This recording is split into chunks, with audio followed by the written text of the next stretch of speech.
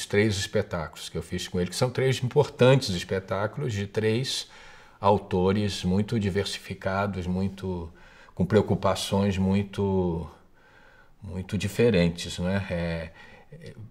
E posições sociais muito definidas. Um é Sófocles, né? Que é a tragédia grega que nós fizemos Antígona, com a tradução do Ferreira Goulart, Antígona de Sófocles. Então é o autor do século III, IV a.C., uma tragédia clássica, e foi no Teatro de Arena, Teatro Opinião, dirigida pelo João. Eu fiz cenário e figurino. O outro espetáculo foi um Brecht, um Bertolt Brecht, na Bahia, em Salvador, no Instituto Goethe. E o último espetáculo são décadas diferentes, né? O último espetáculo sobre as polacas, aquelas moças que vieram para o Brasil e se prostituíram para viver no começo do século, então é uma tragédia. A Antígona, o João me chamou para trabalhar, mas uma data, deve ser 1968, por aí. E o cenário era um cenário, uma ilha, um quadrângulo construído e um palco de areia, quando não se falava ainda em utilizar matéria orgânica em teatro, né? Então nós fomos à praia, colhemos areia e colocamos no centro do palco. Então os atores, o poder se manifestava, atuava de uma forma mais elevada, numa espécie de cais, deck, e os irmãos Antígona, que é o drama de Antígona, é enterrar seu irmão, né? E não ficar insepulto, que era uma condição muito grave na Grécia Antiga, né? Porque o espírito não ficava em paz. Então ela enfrenta esse poder, né? Um poder bastante arbitrário, que era o poder do regime militar na época, não é? Só que a censura não percebia muito bem essa relação que se estabelecia. Quer dizer, todo o teatro que se fazia nessa época, nos anos 60 e 70 e 80, era um teatro que nós chamamos de teatro engajado, que era um teatro que tinha uma relação muito grande com a política, com a crítica, com, não é, o questionamento da autoridade, não é, arbitrária. E então esse mundo de areia era o mundo da Antígona e dos irmãos. E foi um dos trabalhos que eu considero dos mais importantes que eu fiz, porque foi o momento de trabalhar com um cenário construído, mas com 2 matérias, a areia, a terra, portanto, a areia e a madeira, e trabalhar com a matéria orgânica, porque depois o teatro, na década de final de 70, 80, as pessoas começaram a trabalhar muito com folhas, com terra, mas era a época mais tarde se utilizou a matéria, a água, os elementos também, não é? O fogo, as folhas, né? E nós tínhamos tratamos dessa questão muito cedo. Depois, na Bahia, na década seguinte, nós fizemos o Homem é um Homem, do Bertolt Brecht.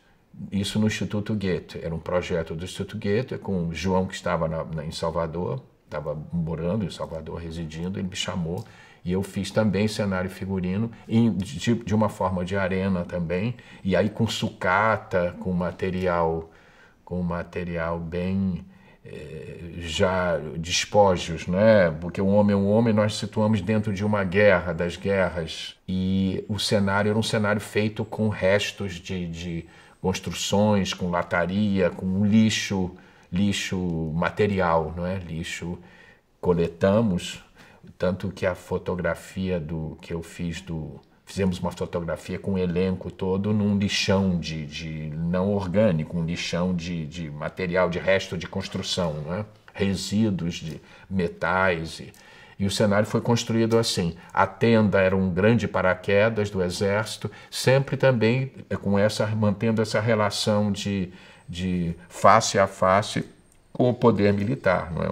Mas aí também era um autor clássico do século XX, mas também revolucionário, né, comunista, mas não tivemos grandes problemas também. E essa foi o Brecht que nós fizemos na Bahia. E, ultimamente, depois de alguns anos, eu acompanhei um pouco a carreira do João, mas cada um de nós foi para um lado, e aí ele me chamou para fazer no CCBB as Polacas. Não era mais arena, era um teatro palco italiano, utilizamos cinema, era um cenário todo preto, de véus negros, era um cenário enlutado, né?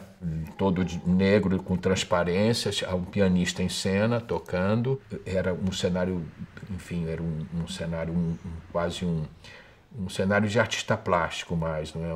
Um cenário, uma instalação com um monte de terra que simbolizava a cinza dos mortos, a cinza das cidades, o crematório, enfim, e a própria terra. Eles atuavam um pouco com essa terra. O espaço muito estranho, muito abstrato e nesse véu negro projetávamos os filmes, alguns fragmentos de filmes, imagens também do Rio de Janeiro daquela época, com fotos do Augusto Malta, daquele grande fotógrafo brasileiro do final do século XIX, começo do século XX, que era o fotógrafo oficial da prefeitura, que registrou não só a vida urbana, como todas as construções do Rio de Janeiro, que queria se modernizar, mas ele fotografou bastante os marginais, os operários, os estivadores e as polacas. Ele tem fotografias importantes das polacas, Augusto Malta.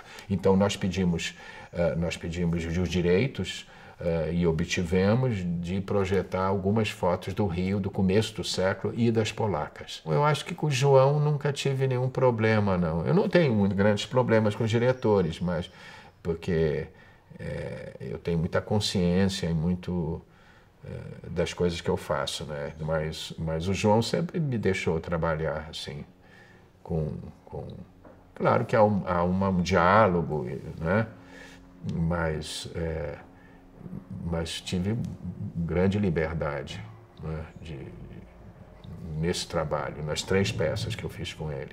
Eu acho que o João é um autor, um criador político, né? De teatro político, engajado, como se falava na época, e um diretor de ator. É um diretor dos diretores que trabalham, vamos dizer, com a discussão, com as teses, com a antítese, é um diretor engajado nesse sentido, é um diretor de ator também, um diretor que